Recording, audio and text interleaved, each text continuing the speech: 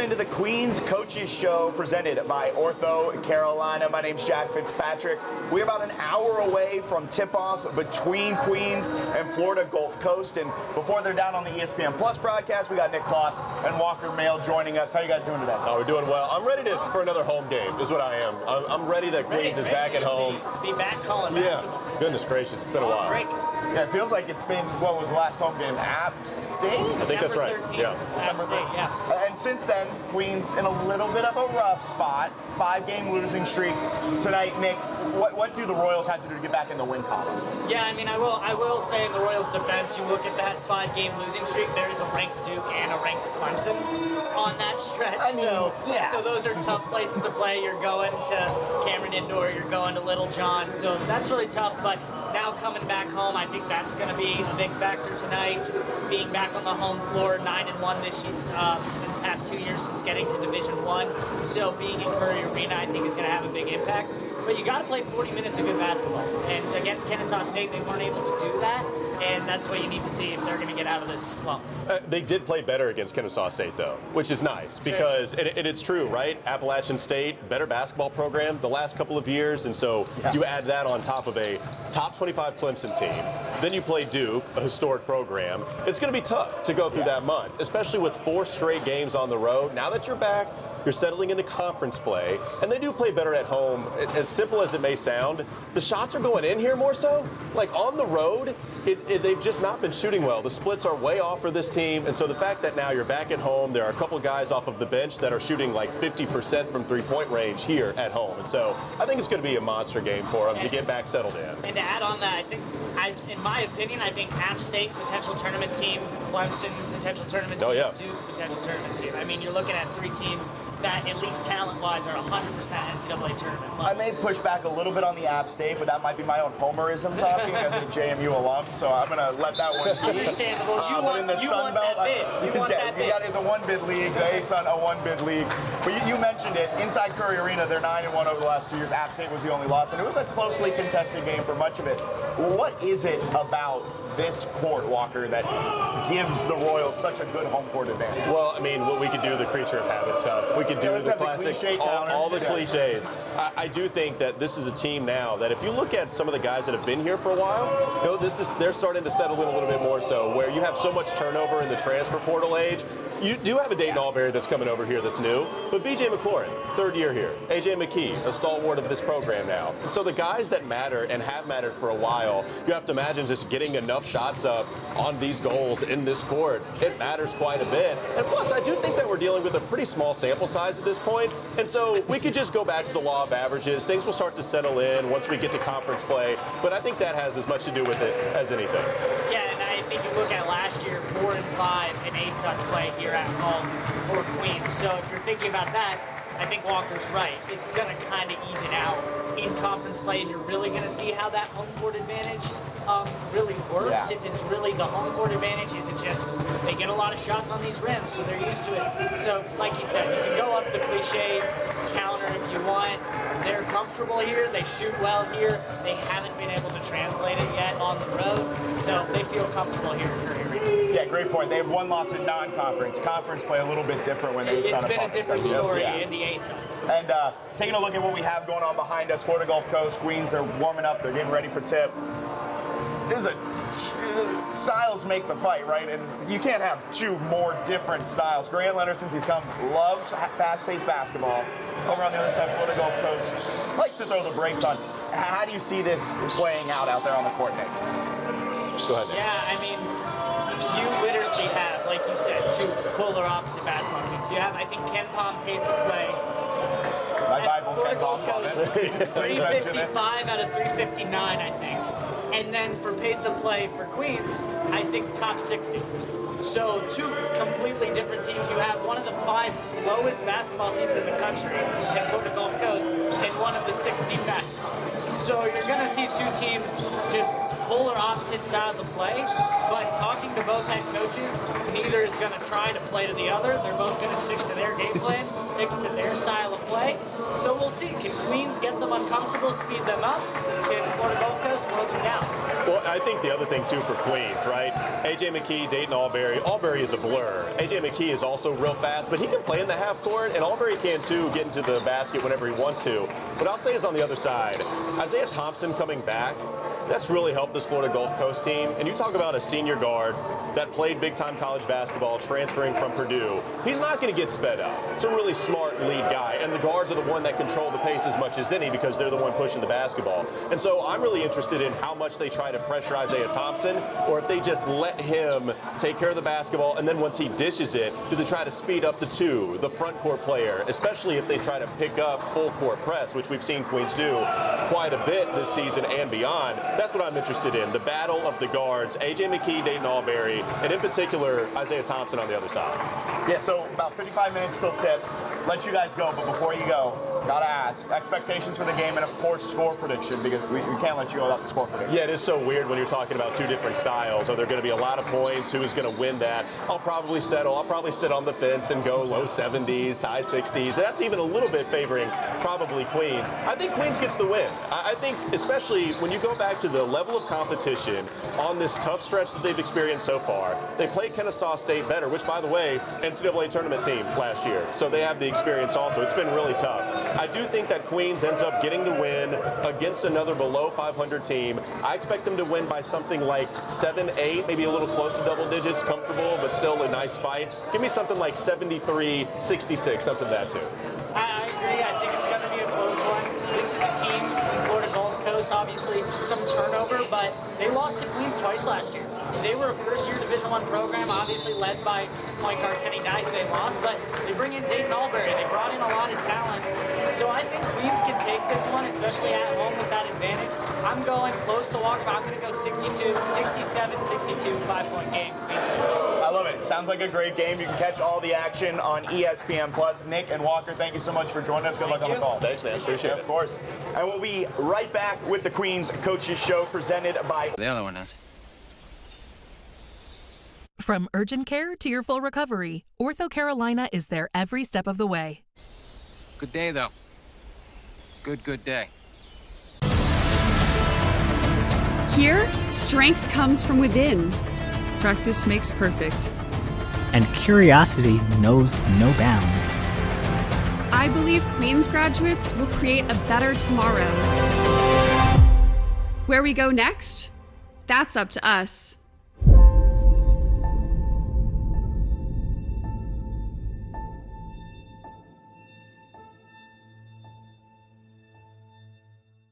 The Eats on East project showcases the Royals pride that spreads through East Boulevard, walking distance from Queens University campus. Royals fans and visitors are encouraged to take a walk to the legendary East Boulevard to culminate the true Queens experience at a variety of restaurants. Home of the Coaches Show, JJ's Red Hots was the first East on East partner. The movement quickly grew as other partners joined, including Lebowski's, Shomars, Jersey Mike's, Rick's Pizza, Kid Cashew, and Penguins Drive-In. The Eats on East partners proudly support Queens and its mission to create and connect fans and families. From the bluegrass of Kentucky, the Arkansas River, to the beautiful beaches of Florida. From the bustling streets of Nashville to the soulful sounds of Muscle Shoals and its vibrant cities.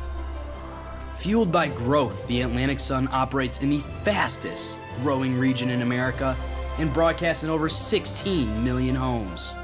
We're everywhere you want to be, with access to 9 of the nation's top 80 media markets, including an impressive 6 in the top 50. Our 12-member institute, The Destination. Here, strength comes from within. Practice makes perfect. And curiosity knows no bounds. I believe Queens graduates will create a better tomorrow. Where we go next? That's up to us.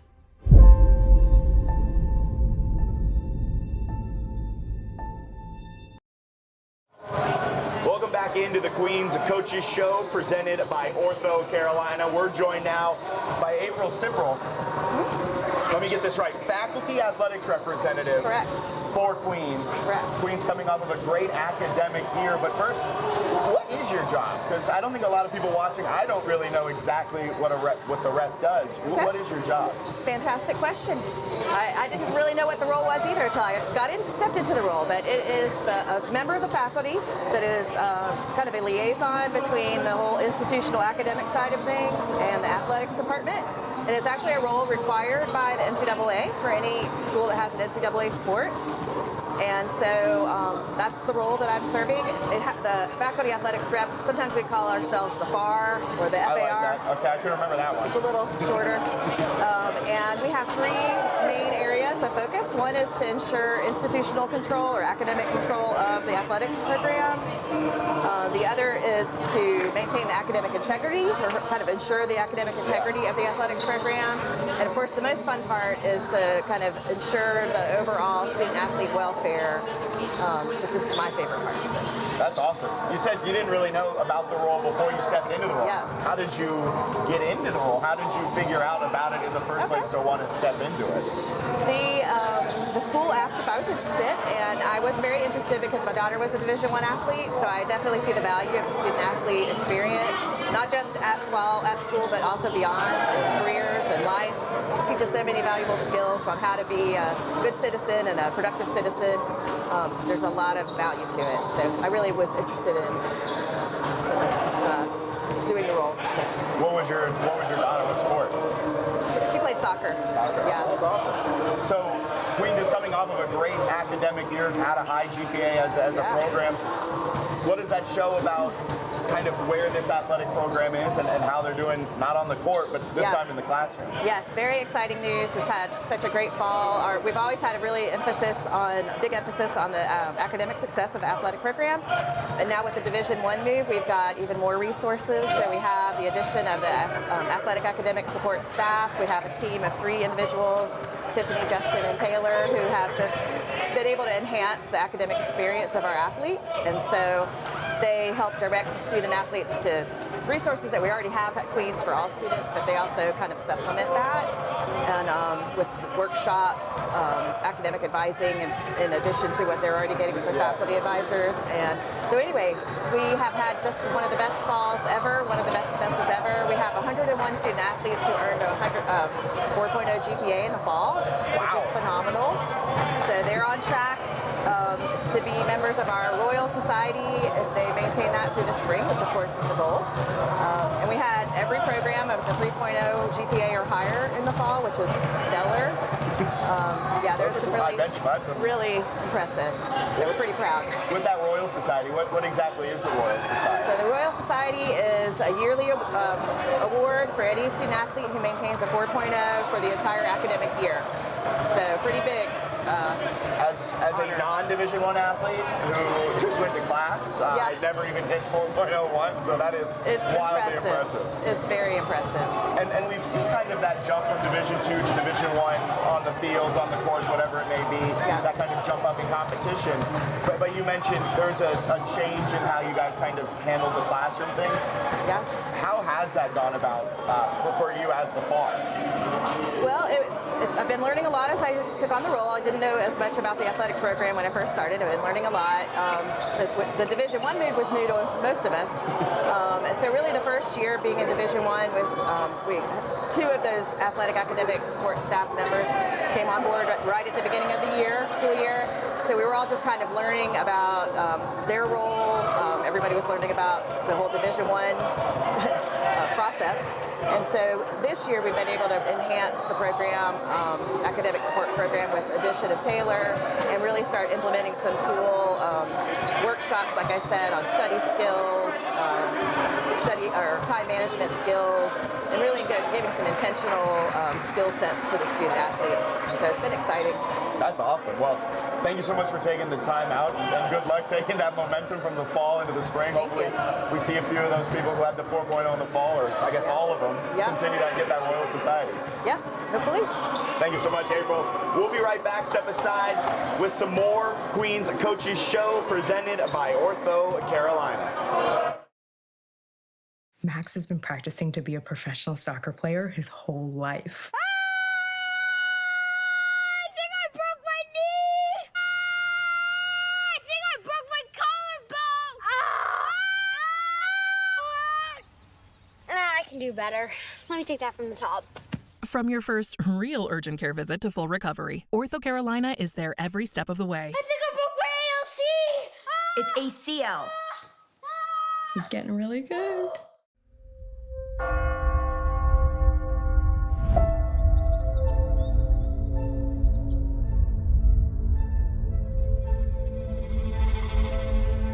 Every journey has a starting point. Each student has a moment when talent and passion meet opportunity. At the intersection of challenge and support, self-discovery fuels breakthroughs, and leaders emerge prepared for what's next. I grew up loving music. It possesses this very real, very unique power for connection and healing. And my journey as a music therapist took shape here. I discovered the pool offered a more level playing field and the chance to push my limits.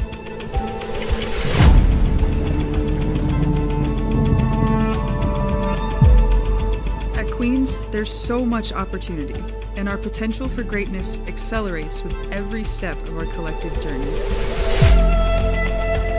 I've always had a knack for chemistry, and that talent has magnified since I got here, rippling out in new directions. I'm not afraid to take risks.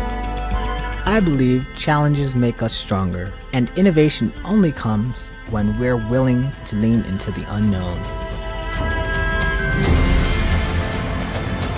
I'm still not sure what the future holds, but whatever it is, Queens has prepared me for it. My professors push me in the classroom and believe in my abilities. My coaches, professors, all of us, we're one team, one family. Here, my voice is heard. I'm given the freedom to be myself and charter new opportunities for change. Here, strength comes from within. Practice makes perfect. And curiosity knows no bounds. I believe Queens graduates will create a better tomorrow. Where we go next? That's up to us. Welcome back into the Queens Coaches Show presented by OrthoCarolina. We're joined now by the women's lacrosse head coach, Kelly McQuilkin. How are you doing on this Wednesday? Doing great. How are you? I'm doing fantastic.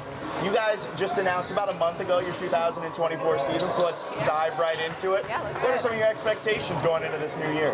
Yeah, I think we probably put the biggest expectations on ourselves. So we had a really great first year, 10-8, and we had 3 really close games that all of us look back and we want it back so badly. But I think that just motivates us for this year to go even further and to beat teams we haven't beat before. You hit the nail on the head. You guys had a great first year in the A-Sun, one of the most successful programs across all of Queens. What does it mean for you guys to have such a strong first year in Division I? Yeah, I think it's just a testament to all the work that has gone before us. I email our alums all the time and I say thank you guys for the legacy that you've built.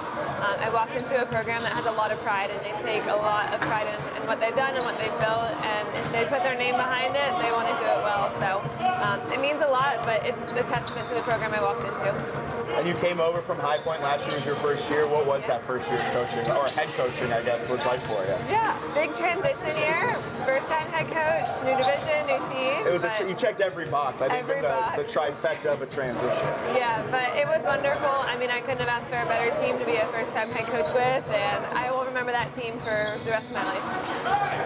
Coming from that team last year, going into this year, what are some of the players that you have high expectations for going into 2024? Yeah, our returners, we had a lot of young guns on the field last year, so they got a lot of experience. Kayleen, Elise, Bella, they were on the field for a lot of their freshman year, which was really great. And then we had some other young guns get on the field and get some experience. So We have some shoes to fill with Shannon Kingston and Shannon Donovan and Grace departing. And Grace is actually on staff now, which is great. But some shoes to fill, but the girls have been hard at work this fall, so I think they'll be filled. Bringing on a former coach onto your coaching staff, what's that process like? And how does that relationship change from being her coach to now her, again, her still her coach, but now a little bit of a different dynamic? Yeah, honestly, Grace was an extension of our staff last year on the field. I felt like she was another coach. So it's been, at least for me, I know it's probably been harder for her, but it's been a really easy transition. The girls look up to her. She's still obviously young in their age, so she can relate to them and make them laugh, but she draws a line, and you don't want to mess with Grace, that's for sure. I feel like some of the scariest coaches I've seen are the former players who like just recent, because they gotta establish what that line is. It's always very interesting. Oh yeah, it's her game day face, and they all know it from last year. So that's awesome. I was doing some research, reading about your bio, reading on the Queen's Athletics website. Saw that you were the defensive coordinator for the Ugandan women's lacrosse national team. It was, yeah. What was that like? That was something that jumped off the page and was really interesting. Life-changing. So I was able to go to Uganda twice. So total God moment, story, but just incredible. I mean, humbling. Saw things I never thought I would ever see in my life. Met some of the most joyful people, and honestly just restored a lot of the joy to the game that I think sometimes competition and maybe college athletics sucks out of you a little bit. But so joyful, really just rejuvenated me. So yeah, I have a heart to keep going to Africa. It's been wonderful.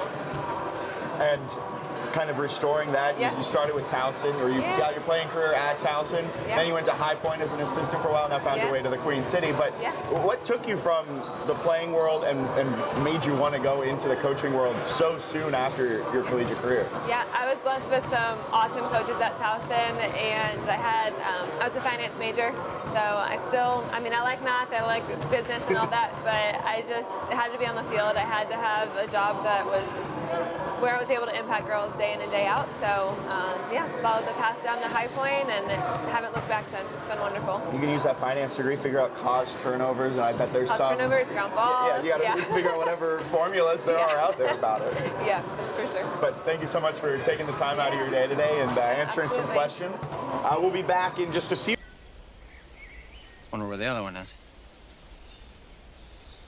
From urgent care to your full recovery, OrthoCarolina is there every step of the way. Good day, though. Good day. Before a city turns to you for answers, before the stories that need telling are told, and our nations make their next big move, whenever, however, you're called upon to step up, Queens will prepare you to do just that. Because here, Royals rise.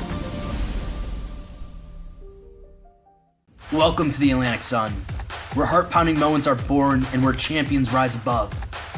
Where speed defies limits and precision finds its mark. Where millions of fans nationwide cheer for excellence, determination, and fairness. Where public, private, and faith-based schools compete side by side, fostering sportsmanship and unity. Join us, because we're not just a stop along the journey. The Atlantic Sun is the destination. The Eats on East project showcases the Royals Boulevard, walking distance from Queen's University campus. Royals fans and visitors are encouraged to take a walk to the legendary East Boulevard to culminate the true Queens experience at a variety of restaurants. Home of the Coaches Show, JJ's Red Hots was the first East on East partner. The movement quickly grew as other partners joined, including Lebowski's, Show queensathletics.com/tickets.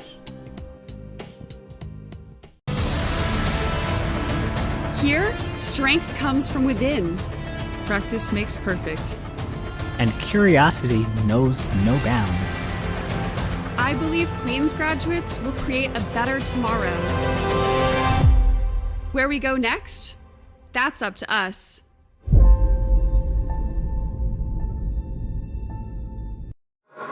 Welcome back into the Queens Coaches Show, presented by OrthoCarolina. We are now joined by Jake Krolik, Director of Track and Field and Cross Country for the Queens Royals. Jake, how are you doing today? Doing great. How are you doing tonight? I'm doing fantastic. And kind of a few questions I want to dive into right away, get our feet wet, head first, whatever cliche you want to use. What's your fastest ever mile recorded? That is the most common question. I knew it was. It's either how fast is your mile or have you ran a marathon. I'm going to cross off the next one. There's no in between. So I'm slow. 4:27 is my best mile. So I might have recruited myself, maybe. You say that like it's slow. To me, I think the fastest mile I ever recorded as a slightly larger human was around 9 minutes, and I was so pumped I broke 10 minutes. We were talking off the air about cross country, and yeah, you're right. I would never want to be a cross country athlete. It's all right. It's usually where the next question would have been more suited for me, that I found more success in the longer distances. So. Well, have you ever ran a marathon? I did. I've got some unique stories about myself running a marathon. Okay, so, hit me with the most unique of them all. I missed the Olympic trials by 0.14 of a second in 2020. So I'm the fastest person to not make the Olympic trials in the marathon. So that's my unique story in the marathon. So. Man, so have you run them all? Boston, New York City? So I chased the faster courses, and the ones that were easier to get into as a non-professional, sub-elite dreamer kind of thing. So I could hold a good mile clip for a long time. I just couldn't run as fast as a lot of the kids that I coach in the mile. Fortunately, they do a much better job at that. The marathon isn't a collegiate event, and we got some good milers within our group. So that brings me into the next question. What is your favorite event? Either participating, coaching, watching your student athletes do it. What is the favorite event for you? I've had my most success coaching the 800. I think sometimes that it's stressful, but it's over. It's done quick. Sometimes I was a 10K runner myself. We don't always want to watch the 10K, even as coaches sometimes. So if you guys are watching, I don't like watching you guys run because I'm just stressed that much longer. That's as a distance coach. I mean, we're building a track and field program that is very well-rounded. That we will have our multis compete next week. I love watching the multi. Coach Pesic does a great job with them. That's our most successful group. It's a fun 1 or 2 day event where you just watch them get after it, and somewhere between 5 for the 10 events in the decathlon. You get to really relish in every aspect of track and field. I love watching our throwers. We get to outdoor. We have 4 different throws. Our jumpers, our sprinters. We have an outstanding group of coaches, so that's going to make it even more fun as we work to develop this entire track and field program to have just as much fun watching track and field. Hopefully not from myself, but maybe if you get you out there, watch some track and field. I'll watch it, yeah. That we're going to have a full track and field program out there, getting more and more competitive each year. And just like when I coached out in Texas, track and field's a lot of fun to watch out in Texas, where I was at for 7 years. Track and field's going to be a lot of fun to watch in Queens, at Queens University here in Charlotte, North Carolina, here very soon. I love the sales pitch. That made me want to run through a brick wall. And where have you guys built it from? Where was it when you took over, and what is your 5-year plan looking down the road? It was in a great spot when I got here. We were Division II. We were a top 10 program in Division II, cross country, knocking it out of the park. That's why I wanted to come here. Coach Barenkamp, Coach Tom Scott, all the way back to Scott Simmons when he was here. They did a great thing and put Queens on the map in the D2 world. Then they sent us to Division I, and you know what? We were really good in Division II because we had D2 athletes, and they weren't all Division I eligible. So we kind of had our program swept from underneath us, but that really allowed me and Dragon to get things rolling and bring in the athletes, bring in the coaches that we wanted and we needed at this ASUN level. So I think we're at the end of our. We just started year number 3 here now as a staff. And out of 85-ish athletes, I think maybe only 11 are returners. So it's quickly become our team, and we've been able to take it in the direction that we want it to go. So we aren't where we need to be yet, but I mean, we are very, very close. We got another great year of recruiting shaping up. Our goal is to win our first ASUN championship. Maybe we're the team that gets to be the first ASUN champions in Queens history. But 2025, I'm telling you that we're a year away from having that chance to be a track and field ASUN conference championship. So that is our immediate goal. That when you can win a conference championship, when you can win at anything, you can identify with that. You can latch onto that, and your athletes can get excited. They will go to higher levels because they have something to be excited about. So that's the way things started in Division II. I think with a lot of programs here, they became winners at the conference level, and then it spurred some success at the national level. I've seen a lot of other programs I've been at. So we expect to win a conference title hopefully in 2025. 26-27 is our first opportunity to send people to an NCAA championship. First round NCAAs in 2027 in track and field.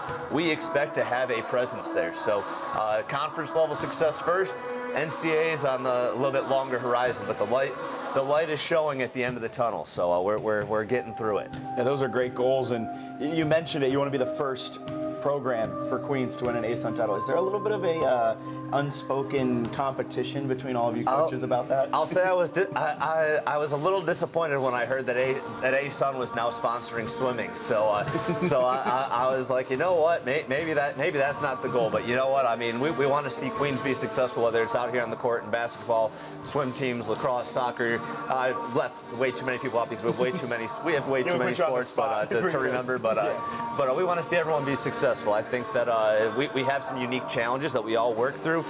We share them as coaches together so we can work through them together. But we're all getting through it, and you know, it's a transition, it's a process, and we're all just finding ways to be successful and find out how do we get back to some of those conference level successes? How do we eventually have a national presence? We all have different roads to travel, all have different struggles, but we're in it together. So. And since you've taken over, you guys have broken a few school records. I believe double-digit school records have been broken since you've taken over. What has been the key to that overall success for your student athletes? It's a tradition of success. I'd like to say that I can take credit, or Coach Pezic or our Coach Health or any of our other coaches that we could take credit. There was a lot of great things that were happening here within the track and field and cross-country realm when we got here with the previous coaching staff. So that's why it was an attractive place to come to, because of the work that was done. So we were left a great group of athletes that has allowed us to now bring in the next wave of great athletes that are our own. So a lot of that work, a lot of the heavy lifting was done by previous coaching staff. So it's not to not recognize the work that they did to put this program on the map. So now it's our job to just kind of redo it and revamp it at a D1 level, see if we can have our group that we have here now continue to build, continue to make our program even more successful on higher stages as we move forward. Yeah, and taking more of a granular look now, rest of 2024 to finish out the season. What are you expecting out of your guys, and what are you looking forward to finish out this year? Yeah, so our goal was during cross-country season, we just wanted to be higher than we were last year, at least where we were or higher as we continue to rotate in and out athletes with the program shifting. So we just want to get better each season. So I think we were 6th, and we were dead last actually last year. It wasn't a lot of fun on the men's side. I mean, we were bottom of the barrel. We lost a lot last year, so it's not going to be much harder to get better than that. So, but we do expect to make drastic changes on our men's side very quickly. We have an outstanding group of multi-athletes that can compete in multiple events. Jan Van Kulen, Robin Ott, Yaroslav Sivuha, those three guys alone are going to do a lot of good things. Two of those guys competed at the European U20 championships with Job and Yaroslav. Jakub Nutzel, he competed was 5th in the European U20 championship. So that's like U.S. Junior championships. Yeah. USA Ice Hockey just won a World Championship. I mean, that is like the European version of that. Okay, wow. So we have 4 guys on our roster right now that were at the European U20 Championships. So we're really excited about that, the direction we're going there. And we got a great supporting cast around them. So we do expect to go from that 8th place, bottom of the barrel finish. We expect to, I'm not going to say where, but we will be making a name for ourselves this year as a contender to win future ASUN championships, both genders. But our men are in a really good place. We got a little bit more work to do on the women, but our multi-girls, be on the lookout for them as we head out to Liberty next week and what they're going to do. And I'll chime in on Inez Stefan. She's a great freshman, already starting to put her name in the record books. Our first meet back in December. I love it. I'm looking forward to it. I'll keep an eye on it. And thank you so much for taking the time out of your Wednesday, Coach. No problem. Hopefully I'm getting you a little bit more excited about track and field. I mean, I'm not saying I'm going to go out and run tomorrow, but I might go out and walk at a little bit faster, brisker of a pace. We'll find something for you to do. Maybe some shot put or there something. You go. There you go. Maybe something like that. We'll step aside. We'll be back with Hannah Long, the women's volleyball head coach, on the other side of this break on the Queen's Coaches Show, presented by OrthoCarolina. Max has been practicing to be a professional soccer player his whole life.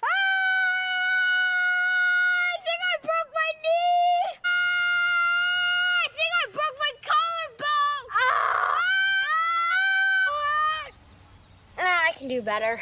Let me take that from the top. From your first real urgent care visit to full recovery, OrthoCarolina is there every step of the way. I think I broke my ALC! It's ACL. He's getting really good. From the bluegrass of Kentucky, the Arkansas River, to the beautiful beaches of Florida. From the bustling streets of Nashville to the soulful sounds of Muscle Shoals and its vibrant cities. Fueled by growth, the Atlantic Sun operates in the fastest growing region in America and broadcasts in over 16 million homes. We're everywhere you want to be, with access to 9 of the nation's top 80 media markets, including an impressive 6 in the top 50. Our 12-member institutions provide every collegiate experience from public to private to faith-based.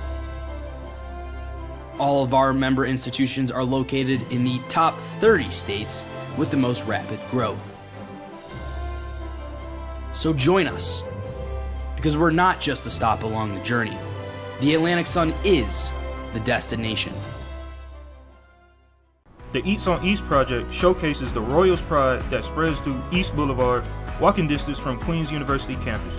Royals fans and visitors are encouraged to take a walk to the legendary East Boulevard to culminate the true Queens experience at a variety of restaurants. Home of the Coaches Show, JJ's Red Hots was the first East on East partner. The movement quickly grew as other partners joined, including Lebowski's, Showmars, Jersey Mike's, Brick's Pizza, Kid Cashew, and Penguins Drive-In. The Eats on East partners proudly support Queens and its mission to create and connect fans and families. See all the Royals coaches live and in person during one of their many events held on the fields and courts of Queens University. All tickets for Queens home games can be purchased at queensathletics.com/tickets. Before a city turns to you for answers, before the stories that need telling are told, and our nation's biggest companies look to you to make their next big move. Whenever, however, you're called upon to step up, Queens will prepare you to do just that. Because here, Royals rise.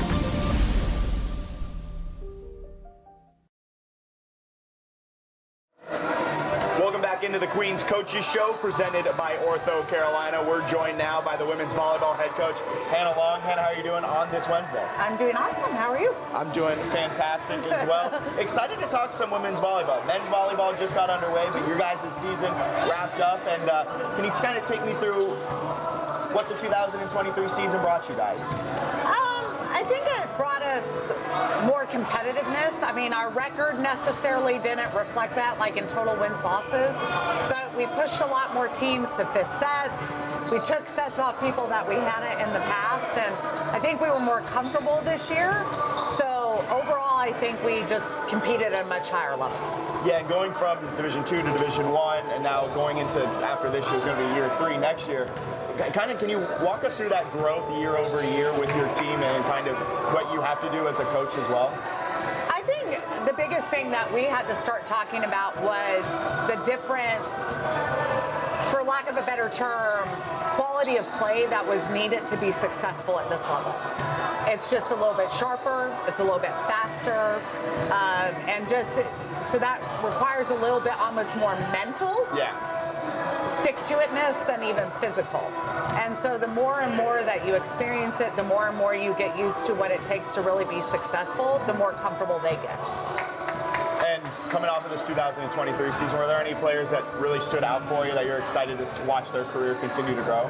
Well, I think actually what stood out to me is we had a couple seniors have really good senior years. Anna Law came in as a senior starting middle. She only missed 1 match all season and really became like really strong at the net from a blocking and offensive perspective. And then Vicky Wood in her final kind of weeks of the season as a senior really performed really well. So it's nice to see our senior class who kind of went through this transition. They went through COVID first, and then they went through this transition. For them to kind of finish on a high note was really nice.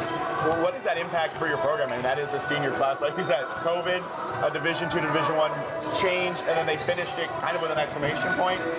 What type of impact does that leave on the program? Oh, I think huge, because it looks, you have your younger players see that, and they see the resilience of that group and kind of the legacy that they left, and that they never stopped working hard, they never stopped getting better, that they were invested in their teammates. I think it's huge for our program moving forward that that's what they got to see from that senior class. That's awesome. And kind of changing gears a little bit, looking at you as a coach. You've coached in a lot of places. I was looking at it, Oregon. Oh, that was a long time ago. I was like, whoa, that was a long time ago. We've got from Oregon, the West Coast, Texas, North Carolina, 3 vastly different parts of our country. I want to know what were some of the pros and cons of each place that you've coached in and the experiences you've had along the way? Well, the similarity with all those places were they were in great metropolitan areas. Okay. So I'm a little bit of a cool city type. So I was in Portland, Oregon, which great city. Very cool. In Texas, I was just outside of Austin, Texas. Very cool. Great city. And then now in Charlotte, which is an awesome city. So yes, I've been from west to east coast, but I've always been in a really cool metropolitan area. You've hit the cool cities along the way. Yes, I'm a cool city, lots of fun things to do, arts, culture. Yeah. But being from Austin, or I guess coaching in Austin, now Charlotte, we got asked a really important question. Are you a barbecue fan? No. Then never mind. Nick's that entire question. I was going to ask Texas or North Carolina barbecue. Totally different, because I've had both. Is Texas is more red, thick sauce. Yeah. And a lot more brisket and stuff like that, where Carolina's more hog and vinegar. Yeah. So I don't think you compare them. I think they're 2 totally different styles. That's a great point. I mean, that's a good breakdown. And you kind of beat me at my own question. I was hoping to kind of have that. I do watch a lot of Food Network. What's your go-to Food Network show? Oh, any of the, I love the competition ones, what do they call it? Where it's the blind taste test. They're about to start it again. Chopped? Yeah, I like Chopped. Chopped is pretty cool. But any of the professional chefs, Beat Bobby Flay, where they compete against people. Yeah. You give me now a whole Food Network rabbit hole. I grew up watching with my mom, and that was all. We would just now whenever I go home to visit her, I put on Diners, Drive-ins, and Dives, and after about an hour, I'll hear my mom from the kitchen or wherever she is in the house. Like, can we change it? I grew up with you watching that. We don't need it right now. Yeah. What's your favorite thing? Are you a big cook? I'm an okay cook. Do you enjoy cooking? I do enjoy cooking. What's your favorite dish? I like soups. I make a lot of different kinds of soups. Okay. Go-to soup then? Like a stew, like a beef stew. Yes. Okay. Yeah.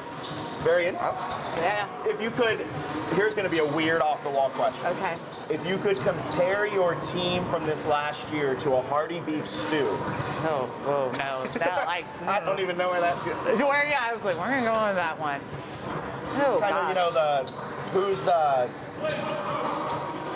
I don't even know how to do that. So that was terrible. I was like, If I had to compare them to a food. That's an even better question. Okay, if I had Next week you can sit in this chair and we'll rotate. If I could compare them to a food,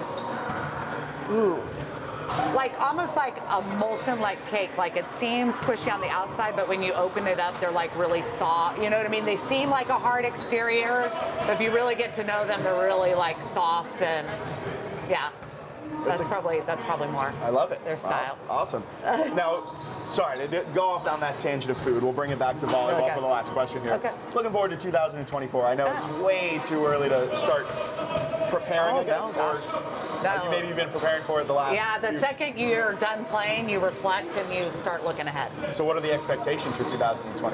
I think we have a lot of expectations. We've talked as a team about things that we've not yet been able to accomplish at the Division I level. So we're having really targeted goals around winning multiple games in a weekend, or beating a team in the top half of our conference, or something like that. So I think we're always looking to take steps forward as a program. And next year's team's really looking to accomplish some things we've not yet accomplished at this level. I love it. Looking forward to 2024. Thank you so much for the time, Coach. Yeah, absolutely. Next up will be Queens taking on Florida Gulf Coast on ESPN+. Tip is about 15-ish minutes away. Nick and Walker will be down on the call. They are courtside now, getting ready for it.